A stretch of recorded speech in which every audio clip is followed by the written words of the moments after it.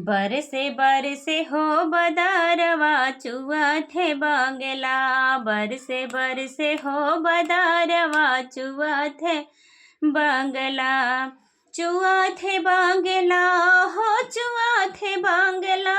बरसे बरसे हो बदारवा चुअत बांगला। बरसे बरसे हो बदारवा चुअत बांगला। 5,000 मोरे ससुर के कमाई। 5,000 मोरे ससुर के कमाई। ओही में झुलानिया गढ़ाई की छवाई बांगला।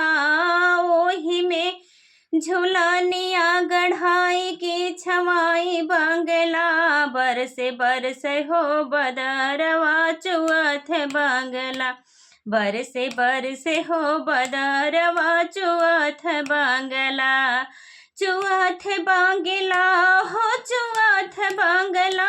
बरसे बरसे हो बदरवा चुअत बांगला। 5,000 मोरे जेठ के कमाई। 5,000 मोरे जेठ के कमाई। ओही में झुमका गढ़ाई की छवाई बांगला। ओही में झुमका गढ़ाई की छवाई बांगला। बरसे बरसे हो बदरवा चुअत बांगला। बरसे बरसे हो बदरवा चुअत बांगला। चुअत बांगला हो चुअत बांगला। बरसे बरसे हो बदरवा चुअत बांगला। 5,000 मोरे सैया के कमाई। 5,000 मोरे सैया के कमाई।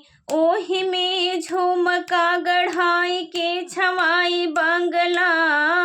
ओही में झुमका गढ़ाई की छवाई बांगला। बरसे बरसे हो बदरवा चुअत बांगला।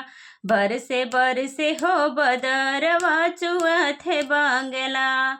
चुअत बांगला हो चुअत बांगला। चुअत बांगला हो चुअत बांगला। बरसे बरसे हो बदरवा चुअत बांगला।